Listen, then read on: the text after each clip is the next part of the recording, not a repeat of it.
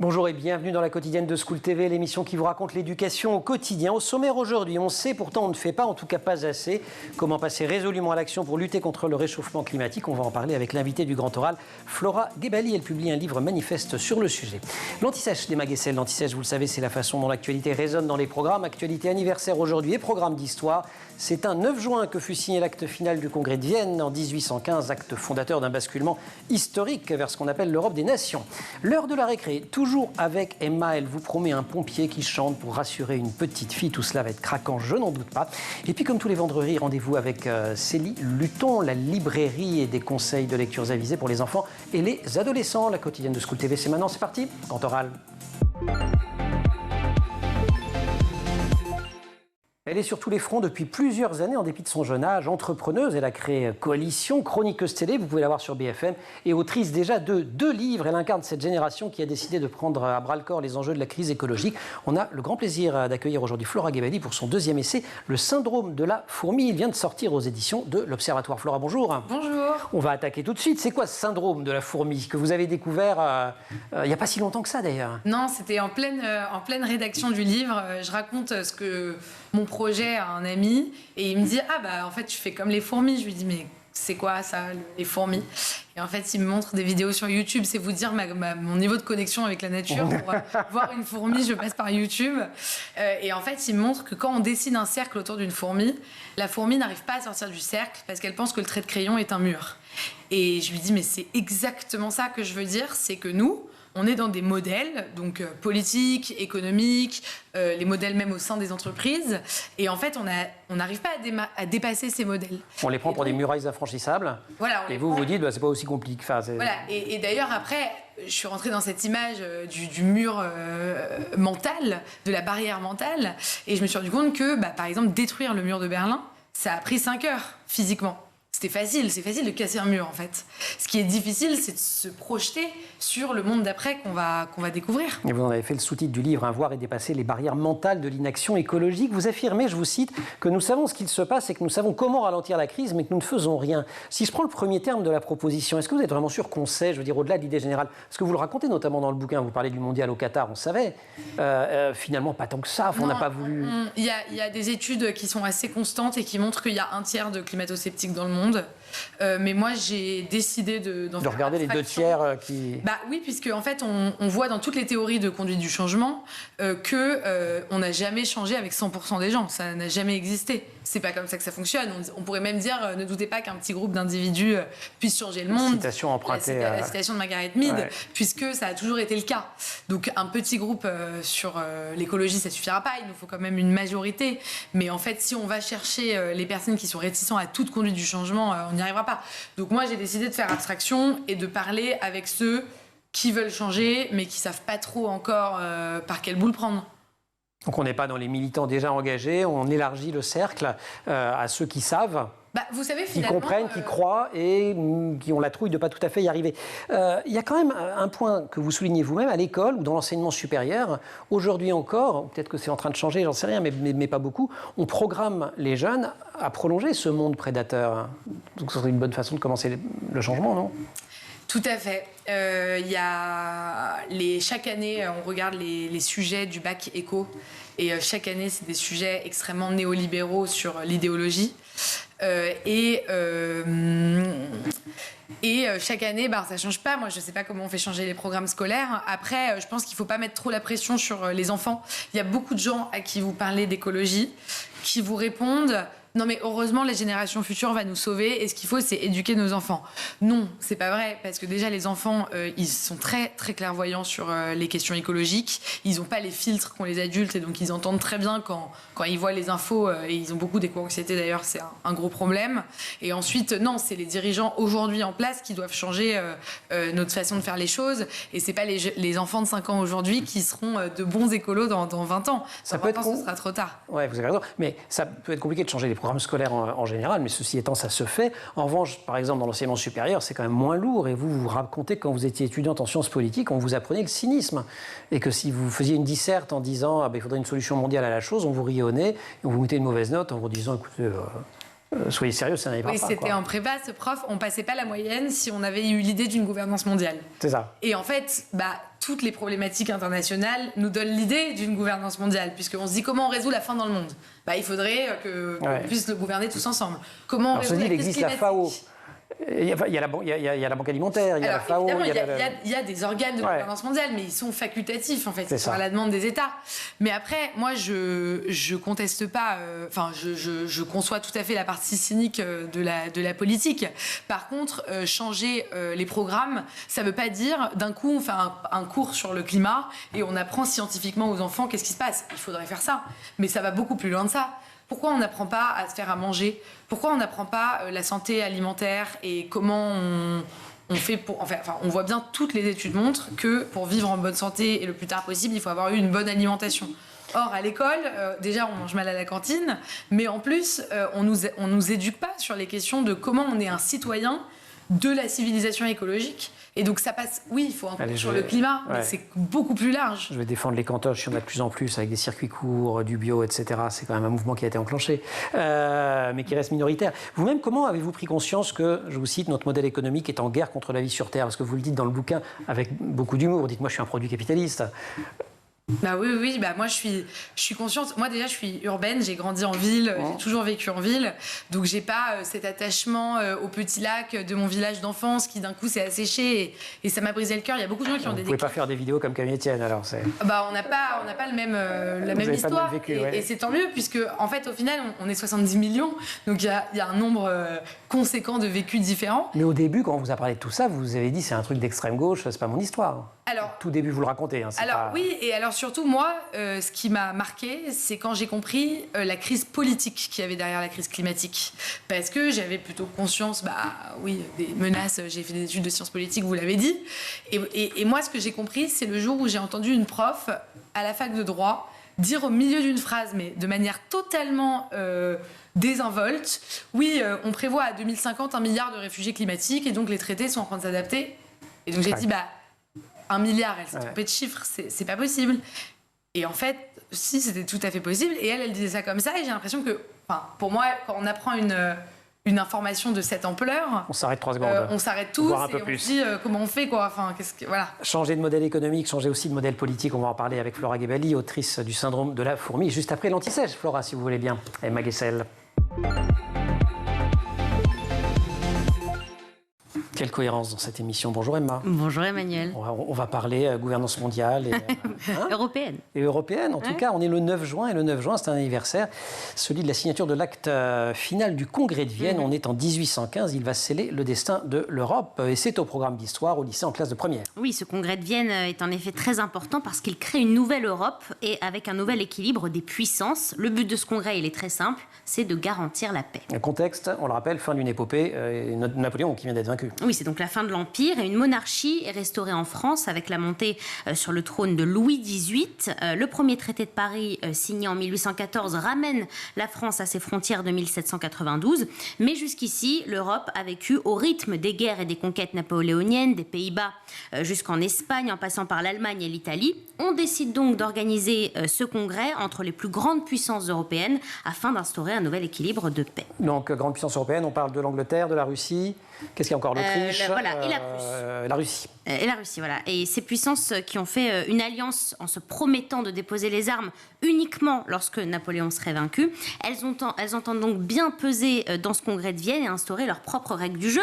Le souci, c'est que, d'accord, toutes ces puissances sont alliées, mais chacun a très envie de récupérer la plus grosse part du gâteau et de se répartir les territoires comme ça les arrange. Et c'est là que la France joue un rôle important parce qu'elle réussit à profiter de cette rivalité entre les puissances pour prendre sa place et se réintroduire dans les négociations diplomatiques. Oui, il faut dire qu'elle a un habile négociateur en la personne de son ministre des Affaires étrangères, Talleyrand. Parce que sinon, on n'est quand même pas dans une très bonne posture à ce moment-là de l'histoire. Voilà, et c'est grâce à lui justement qu'on va être en bonne posture. C'est lui qui réussit ce jeu diplomatique pour faire en sorte que la France sauve ses intérêts. C'est un modérateur en quelque sorte. Je vous parlais de celui qui réussirait à remporter la plus grosse part du gâteau. Regardez justement cette caricature qu'on dessine à l'époque et qu'étudient les élèves, qui s'intitule Le gâteau des rois. Chaque puissance essayant de récupérer la plus grosse part avec Talleyrand qui les distribue sous la carte de l'Europe. Quand on parle du Congrès de Vienne, ça durait des mois en fait. fait. Hein. C'est pour ça qu'on dit qu'aujourd'hui, c'est le 9 juin, pas aujourd'hui, mais vrai, 1815, c'est la signature de l'acte final, mais il y a des mois de travail. Septembre à juin 1815, donc quasiment 9 mois. On critique même un congrès qui s'éternise. Il faut s'imaginer une ambiance très festive. Des bals sont organisés en marge des discussions. Et une des phrases qui caractérise ce congrès de Vienne, c'est celle prononcée par Charles-Joseph Ligne, un prince des Pays-Bas. Le congrès ne marche pas, il danse. Voilà, pour vous donner une petite idée de l'ambiance. Donc ça s'éternisait pas mal quand même, cette histoire. Les Viennoises, en même temps, c'est plutôt sympathique. Qu'est-ce qui a été décidé concrètement donc? Alors, plusieurs choses. Déjà, on redéfinit les frontières. Les monarchies asservies par la France sont restaurées. L'Allemagne et l'Italie sont redessinées, ce qui marque la fin de l'Empire français en Italie. On crée également de nouveaux territoires, comme les Pays-Bas. On reconnaît la Confédération helvétique, ce qui confirme la neutralité et l'indépendance de la Suisse. Et au-delà de la redéfinition des frontières, il s'agit en quelque sorte de faire la promotion de l'ordre ancien. Donc les idées révolutionnaires, on les oublie et il y a un retour à la monarchie. Voilà, on les oublie, mais pas pour longtemps, parce qu'il y a ce qu'on appelle le peuple, ou les peuples en tout cas, qui vont en décider autrement assez vite. Voilà, et en cela, le congrès de Vienne n'est qu'une petite introduction à l'immense chapitre qu'étudient les élèves en première sur l'Europe des nations, et ces peuples qui veulent donc disposer d'eux-mêmes, avec un moment clé, 1848. Une flambée révolutionnaire touche toute l'Europe, la France d'abord, puis l'Autriche, la Prusse, l'Italie, la Pologne, la Hongrie. C'est le printemps des peuples, et donc ça sera un pas de plus vers la démocratie en Europe. Merci beaucoup, Emma. On se retrouve tout à l'heure pour la récré. Avec plaisir. La récré sympatoche. Vous allez voir, c'est top. Bon, génial. Grand oral, Flora Gebeli. Ma génération va changer le monde, c'était le titre du premier livre de Flora Gebeli. Il était sorti aux éditions de l'Aube. Le deuxième vient de sortir aux éditions de l'Observatoire. Je dis le deuxième et pas le second, parce qu'à ce rythme-là, vous allez en publier je ne sais pas combien de dizaines. Vous êtes encore toute jeune. Son titre, Le syndrome de la fourmi. Et je rappelle que vous êtes par ailleurs entrepreneur. Vous avez créé un cabinet de conseil, on appelle ça comme ça, qui s'appelle Coalition au pluriel. Un mot d'ailleurs sur Coalition. Coalition, c'est l'idée que les transitions écologiques et sociales, elles ne fonctionnent pas de manière isolée, elles fonctionnent avec toutes les parties prenantes de la société. Et donc, c'est l'idée d'avoir une méthode de design un peu différente pour conduire des politiques de transition écologique ambitieuses. Et donc, pour ça, vous parlez aux entreprises. Et alors, vous essayez notamment de leur parler de transition écologique, ce qui n'est pas toujours évident. Vous racontez dans le bouquin une scène assez cocasse aux rencontres économiques. Oui, se marre déjà. Elle se souvient de l'histoire. Non, justement, je sais aux pas rencontres économiques d'Aix. Ouais. Ah bah vous avez peur. Faut pas l'écrire. Je l'écris parce que c'est plus fort que moi, mais après je me demande si je l'assume.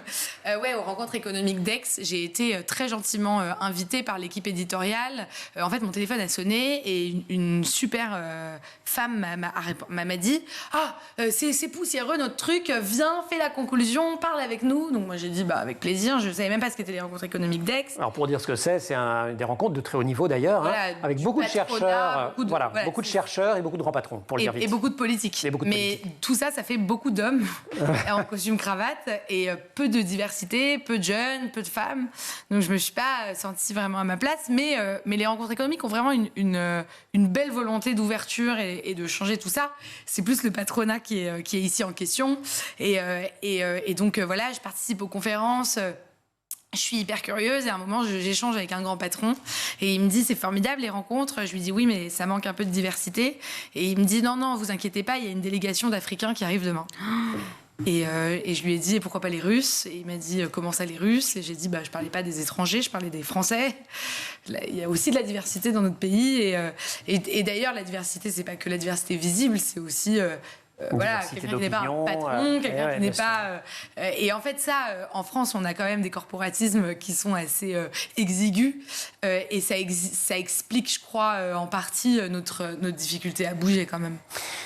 Un patronat français qui demeure, je vous cite, d'un élitisme d'autrefois avec une vision du monde exiguë et excluante. Non mais c'est pour vous dire que ça rentre dedans le bouquin, il faut le lire. On apprend plein de choses par ailleurs.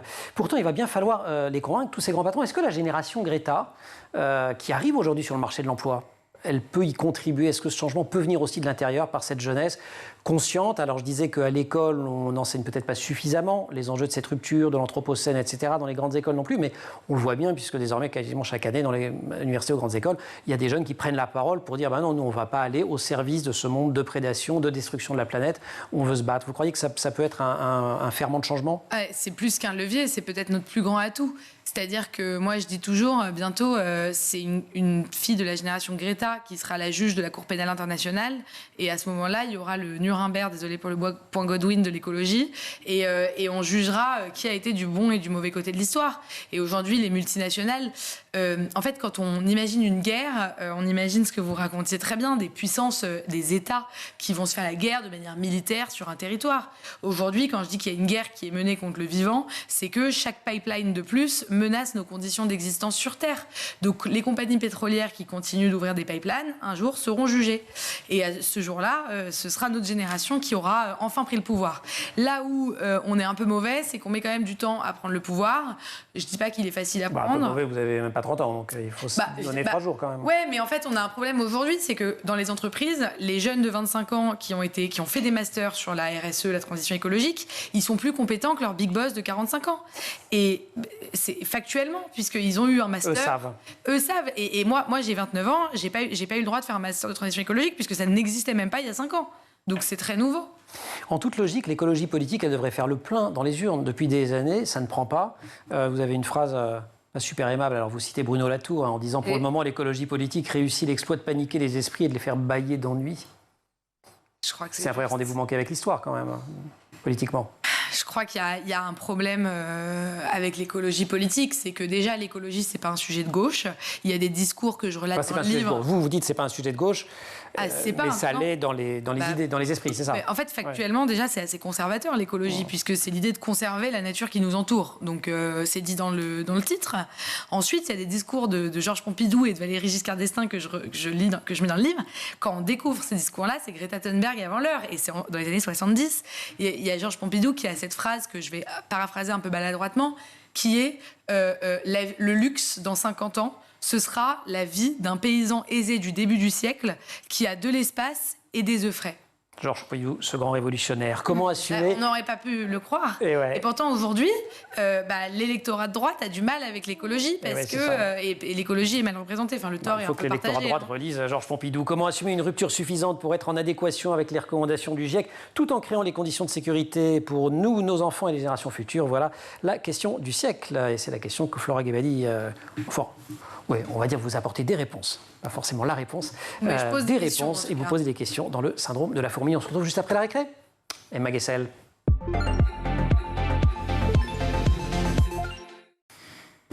Emma, rebonjour. Rebonjour. Vous nous avez promis une séquence émotion. Mais oui, vous savez que j'aime bien ces petites séquences émotions. Alors, ça s'est souvent, passé... il y a des animaux, mais là, il n'y en a pas. Non, là, il n'y en a pas. Là, ça s'est passé... Oui, absolument. C'est passé en Alsace. Alors, au début, ça commence pas très bien. Vous allez voir que ça finit bien. Une petite fille a dû être transportée à l'hôpital parce qu'elle avait... Et en fait, elle avait super peur dans l'ambulance. Elle pleurait. Et l'ambulancier qui s'est chargé d'elle a su quoi faire. Je vous laisse découvrir en images. C'est l'histoire de la vie.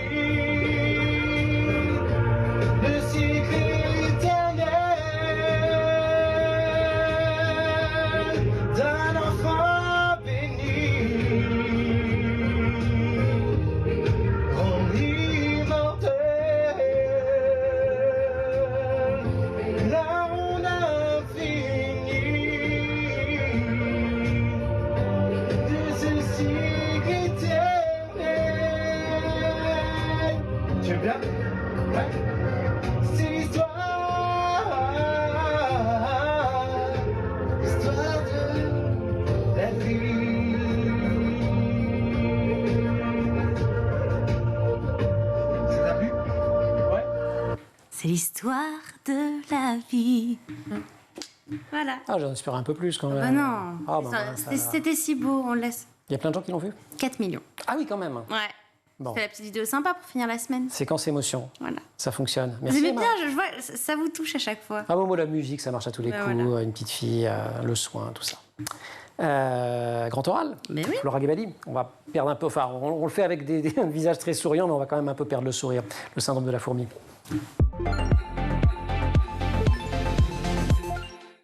Elle a fait partie du classement Forbes des 30 under 30, les 30 jeunes de moins de 30 ans avec lesquels il faut compter. Elle a créé Coalition, non?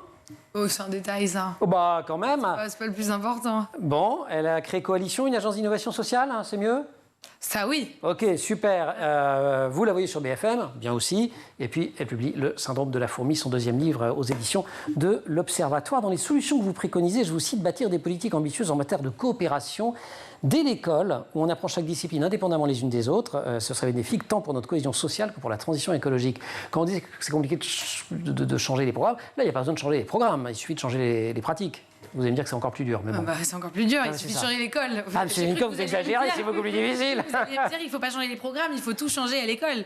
Bah oui, il faut tout changer à l'école, parce que qu'est-ce que ça veut dire de passer 8 heures assis Enfin, on a quand même créé des cultures qui sont assez toxiques. On est éloigné. Moi, je me suis cassé le genou il y a 2 mois et je ne pouvais plus marcher. Tout le monde m'a dit, mais attends, c'est pas grave, tu peux télétravailler. Si tu as besoin de te déplacer, tu peux prendre un Uber.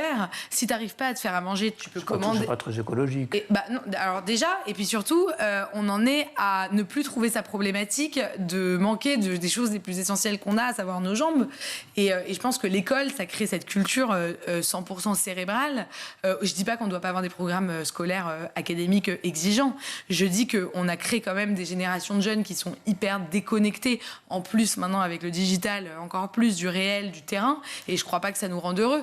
Et d'ailleurs, le vrai sujet du livre, il est au-delà de la transition écologique. Il est qu'on est dans un modèle de société qui est dysfonctionnant. Et donc, oui, le plus gros défi qu'on a, il est climatique, c'est évident. Mais derrière ça, on a quand même d'autres crises. Quand on a les gilets jaunes dans la rue, quand on a des pandémies qui arrivent et qu'on a du mal à gérer, on a d'autres problèmes aussi. Mais justement, les jeunes, comment ils vont faire pour se fédérer? Parce qu'ils votent de moins en moins, en tout cas pour les partis dits traditionnels. Donc ce changement, vous voyez comment, vous? Les jeunes votent de moins en moins. Vous plaidez pour un changement de régime, vous faites très bien le lien effectivement entre l'économique, le politique, tout ça, il n'y a pas de sujet. Les jeunes votent de moins en moins parce que l'offre politique est je crois, pas satisfaisante. Et pourquoi l'offre politique n'est pas satisfaisante? Parce que c'est toujours cette même question, c'est parce qu'on est dans un cercle qui est assez bloquant, dans lequel on pense qu'on va changer des choses et au final ça ne change rien. Regardez, dans l'actualité, nous donne tous les jours des exemples du syndrome de la fourmi. Le gouvernement nous dit qu'il fait une mesure écologique et en fait on se rend compte que c'est pas si ambitieux, c'est pas si écologique que ça. Et donc aujourd'hui on a deux possibilités. Soit on se dit, la démocratie, c'est un système qui permet de faire que des choses tièdes et en fait la transition écologique, ça peut pas être tiède, donc on doit quitter la démocratie. Moi, c'est pas votre truc. C'est pas mon truc. Enfin, j'espère pas qu'on en arrivera là, mais je dois le dire, j'ai de moins en moins d'amis démocrates et plus l'éco-anxiété monte, plus la démocratie, dans leur souhait, baisse. Donc c'est inquiétant. Et de l'autre côté, on pourrait aussi se dire, tant pis pour le climat, on est obligé de rester en démocratie, sinon c'est le chaos politique. Et moi, un des moteurs de l'écriture de ce livre, c'est quand on est confronté à un choix qui est le chaos politique ou le chaos climatique. Moi, je me pose une question, j'ai pas la réponse. Est-ce qu'en 2023, les êtres humains et les Français sont assez évolués pour changer un modèle avant la destruction de ce modèle? C'est-à-dire que dans l'histoire, on fait la Révolution française, 100 ans de bain de sang pour arriver à un truc un peu pas mal. Un peu stabilisé. Il y a la Deuxième Guerre mondiale, on rase le pays et après on se dit, tenez, venez, on fait une organisation mondiale, l'ONU. L'ONU, oui. On avait essayé de faire la SDN quand même après la première. Voilà, après la première. Et donc, est-ce que là, on va avoir besoin d'un chaos qui va finalement arriver pour des raisons climatiques et d'ailleurs des raisons politiques, malheureusement, ou est-ce qu'on va réussir... On va s'arrêter juste avant. Est-ce que les humains... Moi, je suis optimiste de nature et j'aime me dire que pour la première fois, on va réussir à changer avant de détruire. Mais peut-être que je suis utopiste. Vous essayez d'y contribuer. En tout cas, vous n'avez pas été tenté, vous, par la politique. Vous l'avez observé de tout près. Parce que, toute jeune, vous avez travaillé à l'Élysée. Moi, j'ai travaillé au service communication du président de la République. Qui était François Hollande à l'époque. Et donc, la politique, oui, je l'ai vue de près. Je suis partie de là en me disant que... J'étais trop... j'ai eu quand même une difficulté d'adaptation avec justement ce compromis permanent. Donc au début, je me suis dit que je m'y sentais pas tout à fait à l'aise.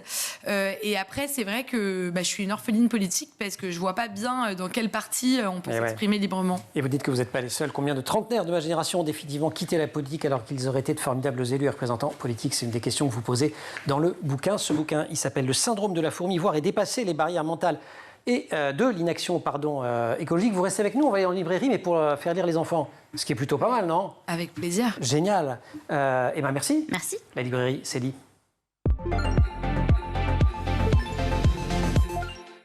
Et comme tous les vendredis, on pousse les portes de la librairie de Célie. Célie, bonjour. Bonjour. Pour des conseils de lecture pour les enfants et les ados. Le thème du jour? On va essayer de parler un petit peu de biodiversité, d'écologie et de sensibilisation. Mais il y a encore un lien extraordinaire. Mais ouais, avec le syndrome de la fourmi de Flora. Voilà. On commence avec, pour les tout petits, c'est quoi ça? Alors ça, c'est le dernier Mathieu Maudet à l'école des loisirs avec un texte de Coralie Sodo. C'est quoi ça? C'est un petit écureuil un petit peu naïf qui, à chaque fois qu'on dépose quelque chose de pas très propre, c'est quoi ça? C'est quoi? C'est un déchet. C'est quoi? C'est une poubelle. Mais où tu la mets, ta poubelle? Dans une autre poubelle. Ah bon? Mais après, quand la poubelle est déborde, qu'est-ce qu'on fait? Il y a un camion poubelle. Mais oui, mais le camion poubelle, quand il déborde, qu'est-ce qu'on fait? On va à la décharge. Mais bon, et la décharge? Ça fait ça. C'est ça. Et quand elle déborde, la décharge, on fait un goûter sans déchets. Une petite noisette. C'est mignon. C'est moi, mignon je trouve que ça comme tout. pose quand même quelque chose d'assez important. C'est pour les enfants de la génération Greta. Oui, mais il y a quelque chose à changer. C'est vrai que l'édition jeunesse fait sa part du travail sur des questions qui sont les vôtres, Flora. Le jour où j'ai voulu sauver la forêt. Exactement. Alors C'est moi, chez j'aime Casterman. beaucoup. Oui. Alors celui-ci, c'est une deuxième aventure puisque le premier, c'était le jour où je suis devenue une ado. Et là, le jour où j'ai voulu sauver la forêt, c'est l'histoire de Bao et ses copines. C'est une BD, hein? Oui, une bande dessinée à partir de 10 ans, une petite dizaine d'années.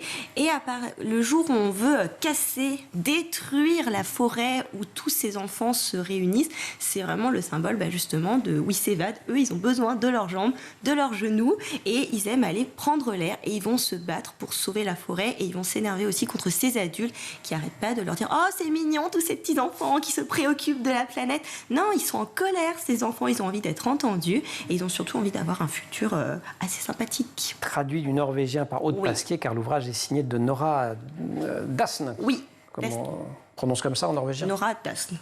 Célie prononce comme ça. Alors, dans ce cas-là. Super bouquin, une bande dessinée, ça se lit bien. Et puis à la fin, je vous le signale, vous pouvez réviser toutes les formes des fleurs si vous vous promenez en forêt. Ça pourrait être un peu une BD documentaire, mais je trouve que c'est vraiment une BD qui éveille. On va aller plutôt vers ce prisme-là. Et un coup de chapeau à un livre qu'on a tellement aimé qu'on a même invité l'autrice Isabelle Colomba. Vous pouvez retrouver ça sur les archives de l'émission. Rachel Carson, Le Monde doit savoir. J'ai adoré. J'adore cette collection. Je ne connaissais pas vraiment le personnage de Rachel Carson qui, mon Dieu, mérite amplement d'être connue. La première lanceuse d'alerte, justement, contre les pesticides, qu'on appelait à l'époque, juste après les bombes atomiques, la bombe anti-insectes. Et elle va justement en parler. Et c'est à la suite de son essai. De son deuxième essai, Un printemps silencieux. C'est ça. Façon deuxième, d'ailleurs, c'est pas le deuxième, mais je crois que c'est le deuxième best-seller qu'elle publie. Voilà. 1 million d'exemplaires vendus en un an. Et le président Kennedy qui réunit une commission. Elle ne verra jamais le résultat parce qu'elle décède peu après d'un cancer du sein. C'est ça. Et ça, c'est dans une collection donc chez Albin Michel, la collection Lit, qui fait des biographies de personnages incroyables, des destins incroyables, parce qu'il y en a déjà un sur Gisèle Halimi, sur Simone Veil, et c'est vraiment tellement agréable à lire, parce qu'on voit vraiment la naissance de cette jeune fille, parce que l'histoire commence avant la naissance de Rachel, avec sa maman qui elle-même déjà était passionnée de nature et qui justement va transmettre ça à sa fille. Et on est en Pennsylvanie, effectivement, c'est la fabrique d'une lanceuse d'alerte. Merci beaucoup. Avec plaisir. Vous connaissez bien ou pas encore très bien? Non, je connaissais pas encore très bien. Allez, cadeau. Merci, c'est la biodiversité. J'ai très envie de le lire. Et d'ailleurs... C'est important, les rôles modèles. Vous l'avez écrit pour qui, votre bouquin, vous, d'ailleurs? Comment? Vous l'avez écrit avec un lecteur ou une lectrice en tête, votre livre? Oui, moi, mon livre, je l'ai écrit pour toutes les personnes qui sont pas déjà des écolos convaincus, qui vont en manif ou qui entrent en désobéissance civile. Au contraire. Alors, les climato-sceptiques non plus, ça, on attend que vous avez plié le jeu. Il ne l'achètera pas, donc je peux tout essayer, je pense que j'y arriverai pas. Non, moi c'est vraiment un livre que j'ai essayé de rendre clair et grand public et qui s'adresse à toutes les personnes qui commencent à se dire, attendons, cette histoire d'écologie, c'est quand même un peu quelque chose d'important, mais à la fois, je comprends pas très bien les tenants et les aboutissants parce que ça a l'air à la fois gigantesque et à la fois tout petit parce qu'on me demande juste de trier mes déchets. Donc où est-ce que je me situe dans tout ça? Très convaincant, en tout cas, que ce syndrome de la fourmi, voir et dépasser les barrières mentales de l'inaction écologique. Merci beaucoup, Célie, pour ces conseils de lecture. Merci aussi à toute l'équipe de La Quotidienne et merci à Flora de nous avoir rendu visite. Au maquillage, Laure Audemont, Marine Plantec pour la préparation de l'émission, assistée aujourd'hui par Laura Girard en régie. Et puis au son, Saïd Mamou, Angèle Jean Girard à la réalisation. Vous restez sur School TV, vous nous retrouvez nous en permanence sur Internet et sur les réseaux sociaux.